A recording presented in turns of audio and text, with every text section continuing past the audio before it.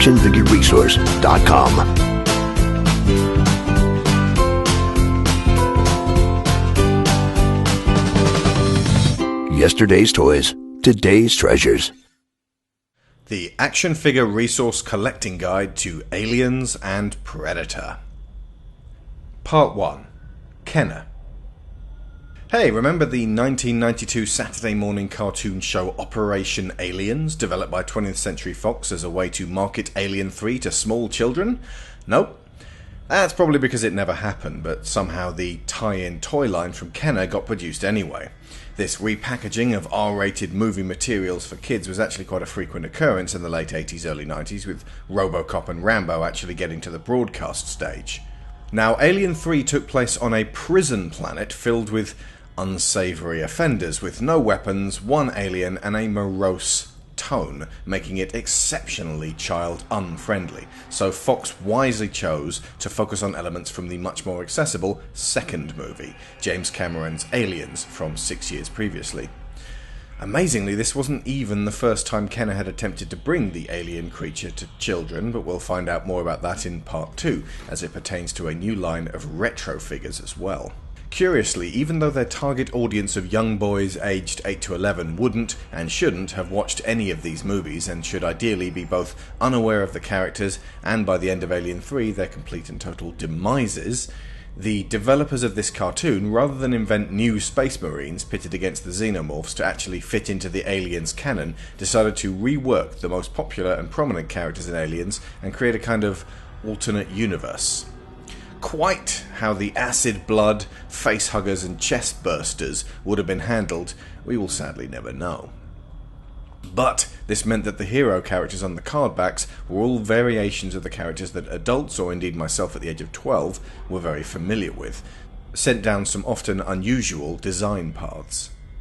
So, in order of how much they diverged from the on-screen personas, we'll start with Drake. Drake has a serrated bayonet on the end of his accurately sculpted smart gun, but that comes off easily, leaving you with an acceptable Mark Rolston stand-in, maybe with a little extra hair. When you turn his waist, it clicks, which some kids might imagine is his enormous handheld howitzer going off. Corporal Hicks as a figure is actually pretty spot on. Although the likeness of Michael Biehn was not used for the figure, the actor did show up on the file card that came supplied. What let him down was the absence of the trusty and iconic pulse rifle. Instead, he was given a missile launcher with two bright yellow missiles, not entirely usable in tight spaces. I always wish they'd included the shotgun for close encounters. Lieutenant Ellen Ripley is clearly in no way connected with Sigourney Weaver. Her file card is a completely different actress posing in costume. She has bright yellow boots and a maroon t-shirt, but otherwise doesn't look a million miles from Ripley at the end of the second movie. However, rather than her flamethrower and pulse rifle combo, they've given her something called a turbo torch, which looks like a flamethrower, strapped to some kind of enormous flame-spouting cannon. It did have a neat little feature allowing you to attach the gun to her belt and spout flames with a turn of the waist. And when I say spout flames, I mean a small pink piece of plastic protrudes from the business end. These are all typical of Kenner's sculpting and detail decisions at the time, with soft features, rigid limbs, and ridiculous elaborate accessories. They were very similar in style to the Jurassic Park line, which you can hear more about in our Jurassic Park Collecting Guide video. Bishop here, an android or artificial person in the movie, played with grave subtlety by Lance Henriksen, here looks like a crash test dummy in wraparound shades. He packs an enormous Gatling gun and can have his torso ripped apart to reveal his robot innards. Amusingly, his file card is in fact Henriksen, but with the more overt robot stuff painted onto the photo. And then there's Apone, the sergeant and ranking officer, played with a commanding ferocity by Al Matthews.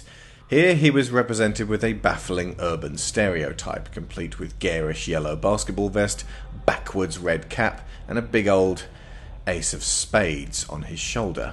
Each of these figures came with a rolled-up mini-comic which had a twofold effect of explaining the reconfigured lore of Aliens to newcomer children and allowing those kids who had watched the movies to adjust their reckoning of the fiction. These were also a glimpse of what the cartoon may very well have been like. All of these figures would have been almost entirely informed upon by their design for the cancelled cartoon.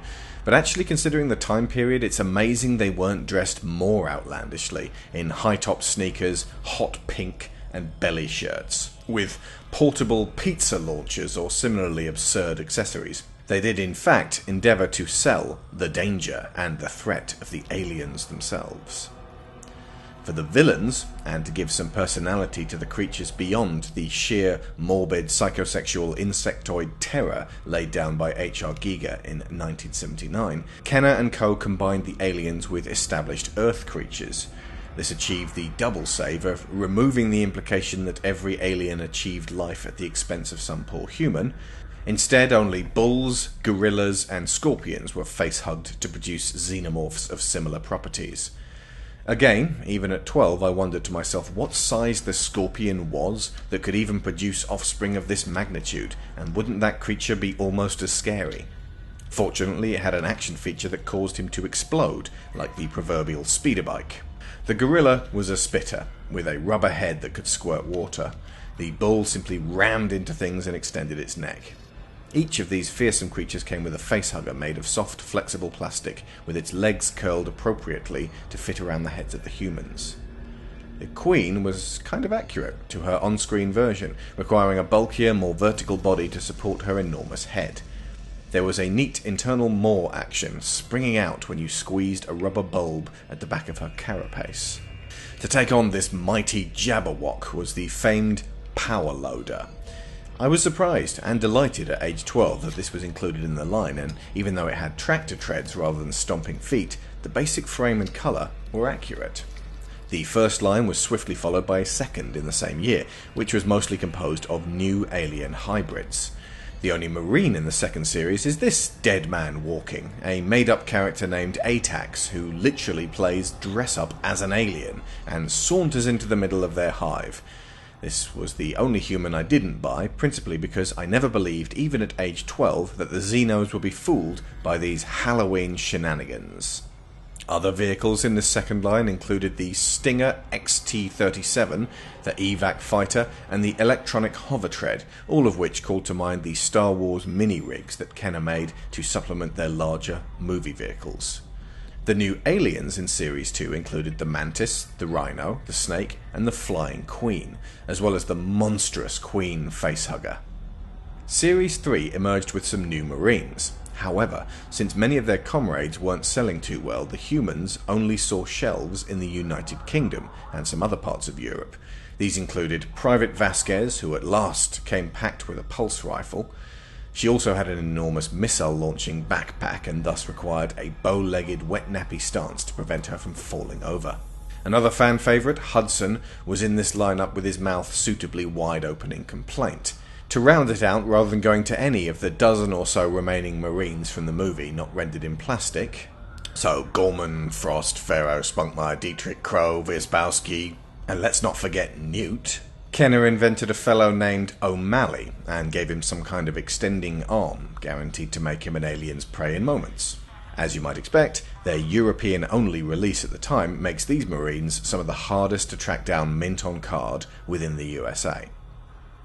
The Xenos in this third line included the Panther, later repainted as the Night Cougar, the Wild Boar, the Killer Crab, and the King Alien, each one representing a fun, inventive reinterpretation of this horrifying creature, and notably improving in sculpting detail over the first two waves. There was also a mini dropship planned for release in this line that never saw the light of day. But by this point their main enemy wasn't the Colonial Marines. Something much bigger and more dangerous had come along. The Predator. Since the Dark Horse comics had combined these two worlds prompted by the appearance of a xenomorph skull in the trophy room in Predator 2, that was how these two Fox franchises were frequently marketed throughout this period. So this was a time when AVP became the fantasy deathmatch for kids, with many comic books, video games, and indeed these toys to flesh that premise out. Since the aliens were de facto villains, that meant that in toy terms the Predators had to be portrayed as fearsome heroes, despite the fact that fans were well aware that they would gladly hunt the Marines as well. aspects of the Predator figures were accentuated to make them more appealing, less grotesque. Their tech-augmented tribal culture actually makes them fairly perfect for action figures, and their outfits and accessories are pretty accurate to their on-screen personas. The 3 initial releases were Cracked Tusk, loosely based on a hero character in the first comic story, Scavenge, a green fellow with an enormous double spear launcher, and a more heroic one named Renegade, which came in a 2-pack with a warrior Xenomorph for a very literal Alien vs Predator rumble. Renegade bore similar armor to the original Hunter in the 1987 Schwarzenegger movie, but with the brown color scheme of the one Danny Glover fought in its sequel. 3 more followed with Spiked Tail, Stalker, and the clan leader with his enormous impressive chin braids. Cracked Tusk and Scavenge ended up with a repaint each, that's Lava Planet Predator and Nightstorm Predator, and the series was supplemented with their Blade fighter vehicle. A clear plastic Ambush Predator was available in a mail-away promotion, and the second series comprised of simply an additional laser shot Predator to add to the existing mix. These were followed by a third line which repackaged and repainted several Predators from the first series and brought in a 10-inch tall Ultimate Predator. Meanwhile, the final aliens to round out the Xenomorph side of that line were the Swarm Alien and the hard-to-find Arachnid Alien. One of the crown jewels, still very much prized today, is the Alien Queen Hive, which was a more accurate body sculpt of the titular monarch, as well as a fun slime action feature, both gleefully missing the point of the egg sack and turning that classic scene into a Nickelodeon gunking game show. As of 1995, that was the last of the new Kenner Alien toys for a while. Throughout the 90s, Kenner had in fact been owned by Hasbro, having been purchased along with Tonka in 91.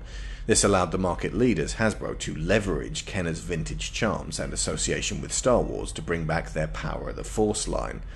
So in 1997, when Hasbro began releasing Alien Resurrection figures, they were in a larger scale and not connected to the Kenner toys, which they had previously distributed. A 6-figure assortment comprised of the cloned Ellen Ripley, Anna Lee Cole, that was the Winona Ryder android, and 4 more aliens in Newborn, Warrior, Battle-Scarred, and Aqua varieties, along with a supersized Warrior drone. This slightly more collector-focused line for the R-rated movie did not stop Hasbro from going back to the Kenner range, as the interest experienced a resurgence. In 1997, a Toys R Us exclusive set of a previously unreleased Acid Alien vs Predator was unleashed as a 10th anniversary gift set. That same year, KB Toys, now sadly defunct, got their own selection of recolored variant reissues from the earlier Aliens line, all of them Xenomorphs, including the Snake, the Bull, the Mantis, and the Gorilla. Alongside these were a 12-inch Corporal Hicks versus a Warrior Alien 2-pack. This was much closer in design to a classic G.I. Joe. The last gasp for the 20th century in Kenner's line of aliens before their offices were closed down by Hasbro in 2000 were Aliens vs Marines 2-packs and Aliens Hive Wars figures. The former were repainted examples of classic Space Marines, including Drake and Hicks and the previously unreleased in the USA Hudson and Vasquez, now in more screen-accurate olive drab, and packed alongside an alien each. These Xenos were repainted black and metallic colours to again better evoke the movie counterparts, and included the Night Cougar, the Queen Facehugger, the King, the Scorpion, and the previously hard-to-obtain Arachnid, back for one last scuttle. There was no militarily attired Apone, Ripley, or Bishop, but made-up arm-extending previously UK-only O'Malley did get a second look in. Hive Wars were the last of the line. They included an all-new sculpt for Hicks, again with the backwards red baseball cap. Bearing absolutely no relation to the on-screen version, a mechanical character named Integer 3, a Warrior Predator, and a Night Recon Predator, and 2 final aliens including the Hive Warrior and the Acid Alien, at long last released in this scale. These Kenner figures have endured with adult collectors long after they disappeared from shelves, exemplified by a range of more recently produced NECA tributes to the earlier Predator figures, as well as some impressive custom jobs, that bring the old favourites kicking and screaming out of the 90s. Next time we'll be covering NECA's work on both Aliens and Predator, as well as a new lease of life for the unproduced 1979 Kenner Alien figures. And if you'd like to know more about Kenner, Hasbro, and NECA, you'll find our histories on all of them filled with fascinating info.